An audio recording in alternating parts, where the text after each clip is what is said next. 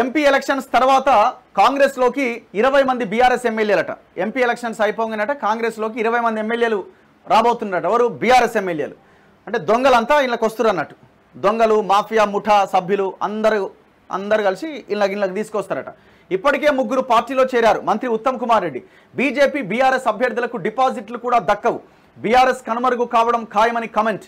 ఇప్పుడు ఇక్కడ చాలామందికి అనిపిస్తుండొచ్చు, అరే మొన్నటిదాకా ఫైట్ చేసినాం కదా కాంగ్రెస్లో ఉండి, మరి మాకు పదవులు లేకపోయా మళ్ళీ వాడినే ఉన్న వీనే ఉన్న తీసుకొస్తున్నారు కదా. అంటే రాజకీయాలు ఇట్లనే ఉంటాయి.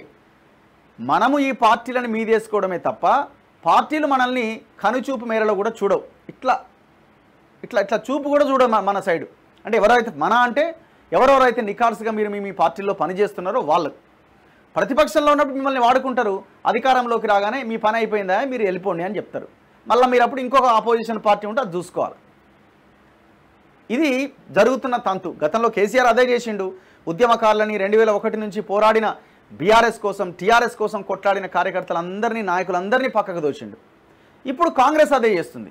కేసీఆర్ మీద పోరాటం చేసి జైళ్ళకు పోయి రక్తాలు చిందించిన నాయకులందరినీ పక్కన పెట్టి కొత్త నాయకులను తీసుకొచ్చి వాళ్ళకి పదవులు ఇస్తున్నారు. ఇప్పుడు మరో 20 మంది బీఆర్ఎస్ ఎమ్మెల్యేలు వస్తారట. మరి ఇప్పుడు వీళ్ళందరూ ఇప్పుడు ఒక 26 మంది వస్తే పార్టీ మొత్తం విలీనం అవుతుంది, ఎలక్షన్ కూడా ఉండదు. 26 మెంబర్స్ వస్తే అవుట్ ఆఫ్ 39లో 26 మంది ఎమ్మెల్యేలు బీఆర్ఎస్ ఎమ్మెల్యేలు ఇంకా కాంగ్రెస్లో చేరితే ఎలక్షన్ ఉండదు టెక్నికల్గా. ఎందుకంటే మొత్తం ఆ శాసనసభా పక్షాన్ని విలీనం చేసుకున్నట్టు అవుతుంది. గతంలో కేసీఆర్ ఇదే పని చేసిండు. ఇక్కడ ఏమైపోయింది, జనాలు కూడా మరి కేసీఆర్ బయటకు వచ్చి మా ఎమ్మెల్యేలను ఎట్లా తీసుకుంటారని క్వశ్చన్ చేసింది అనుకో, మరి నువ్వు చేసింది ఏందా అని అంటారు జనం. ఇది కాంగ్రెస్కి అడ్వాంటేజ్గా మారింది. కానీ ఇది ఎథిక్స్ కాదు, నైతికత కాదు. ఎవడు పార్టీ మారినా వాడి యొక్క సభ్యత్వం ఆటోమేటిక్గా రద్దయిపోవాలి. ఎవడు ఏ పార్టీ నుంచి మారిన, మీకు జనాలు ఓట్లేసింది ఏ పార్టీ గుర్తు మీద, మీరు వెళ్తున్నది ఏ పార్టీలోకి. టెక్నికల్ సాకు చెప్పి గతంలో కేసీఆర్ ఏ పని అయితే చేసిండో మీరు అదే పని చేస్తే ప్రజలు అంతగా హర్షించరు. సరే కేసీఆర్కి అర్హత లేకపోయి ఉండొచ్చు, కానీ ప్రజలకు అర్హత ఉన్నది కదా. వాళ్ళని ఎట్లాగైతే క్వశ్చన్ చేసిర్రో మాలాంటి వాళ్ళం జనాలు మిమ్మల్ని కూడా అట్లే క్వశ్చన్ చేస్తారు కదా. అని అంత అవసరం ఏముంది మీకు? ఇప్పుడు మీకు 64 మంది ఎమ్మెల్యేలను ఇచ్చిర్రు. అక్కడ కంటోన్మెంట్ ఎలక్షన్ మళ్ళీ మీరు గెలవబోతున్నారు. ఇప్పుడు కంటోన్మెంట్ బై ఎలక్షన్ వచ్చింది. 64 + 1 65 అయింది, ఇంకొకటి 65 అవుతుంది. ఆయన సిపిఐ ఎమ్మెల్యే కూనంనేని ఉండనే ఉన్నాడు, 66 అయింది. ఎంఐఎంని దగ్గరనే పెట్టుకున్నారు. అసదుద్దీన్ని గెలిపించడానికి ప్రయత్నాలు చేస్తున్నారు. ఇక మీకు ఏం కావాలా? ఇంకా 20 మంది ఎమ్మెల్యేలు దేనికి? ఏది ఏమైనా వాళ్ళు కూడా అందులో ఉండడానికి రెడీగా లేరు. ఎందుకంటే అక్కడ 0. కేసీఆర్కి వచ్చే సీట్లు ఎన్నాయంటే పెద్ద గుండుసున్నా.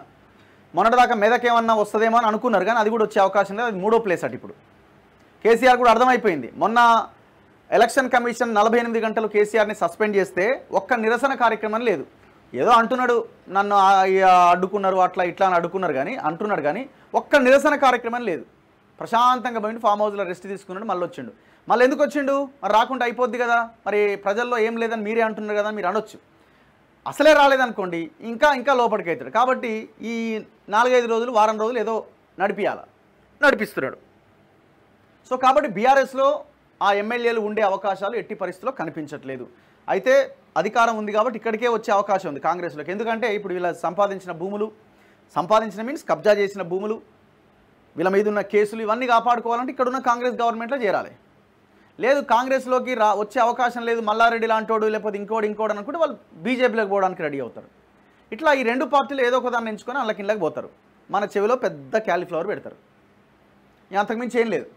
అందుకే మనం ఆలోచించి అడుగు ముందుకేయాల్సిన అవసరం ఉంది. ఇట్లాంటి దొంగలను ఎప్పటికప్పుడు ఎండగట్టాలి.